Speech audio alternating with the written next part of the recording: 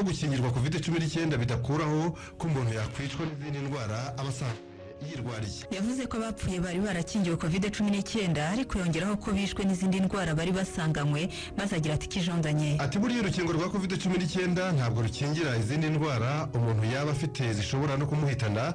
Rero mu bantu bakingiwe nibyo harimo abagera kuri 3 baje kwitaba Imana nyuma yuko babonye urukingo bidaturutse ku rukingo, bitanaturutse kuri COVID-19 ubwayo, ariko biturutse ku bundi burwayi bukomeye baba bafite. Yongeyeho ati abo rero 3 nibyo barapfuye, ndetse ntibinatangaje ko hari n'abandi bashobora kuzakingirwa bakitaba Imana.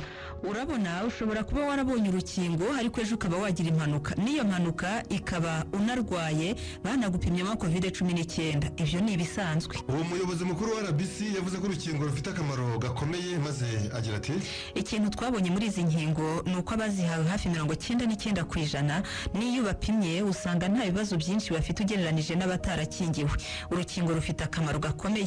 Iyo abatwari tuzibonye nyinshi ngo dukingire hanyuma tunakangurira abantu kwifata, ariko tuzi ko ntawe izahitana cyangwa se ngo ajye kongererwa umwuka. Dr Sanzimana abajijwe urugendo rw'ibihugu bya Afurika mu kwivumburira inkingo cyangwa imiti, yavuze ko ubushobozi bwo gukora imiti muri Afurika buri ku gipimo cya 1%, mu gihe ubushobozi bwo gukora inkingo Afurika iri kuri 0.1%, nubwo ubwinshi bw'indwara isi ifite 70% zose ziboneka kuri uyu mugabane wa Afurika. Mumva honcheho bati 2021-2022 leta y'u Rwanda izakoresha miliyari 42 na miliyoni 900 z'amafaranga y'u Rwanda mu gukingira COVID-19.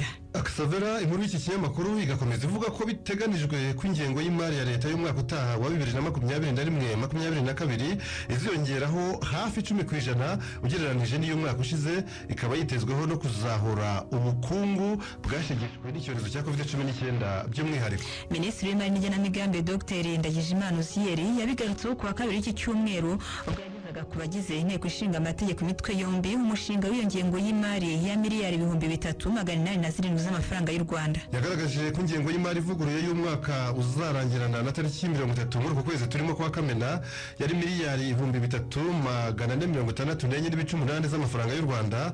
Iyi y'umwaka utangira mu minsi mike guhera ku tariki ya 2 Nyakanga ikaba yiyongereyeho miliyari 342 z'amafaranga y'u Rwanda. Yongeye ko iyo nyongera yashyiriweho gushyigikira ibikorwa byo gukingira icyorezo cya COVID-19 ikayibonwa nk'ingenzi mu rugendo rwo guharanira kwikura mu ngaruka z'icyo cyorezo. Gahunda yo gukingira icyorezo cya COVID-19 yashyizwe muri iyi ngengo y'imari yagendewe miliyari 42.9 z'amafaranga y'u Rwanda. Mu kwezi kwa gatatu uyu mwaka leta y'u Rwanda yateganyaga ko gahunda yo gukingira mu Rwanda izatwara hafi miliyari 120 z'amafaranga y'u Rwanda, arimo miliyari 47 zikenewe byihutirwa.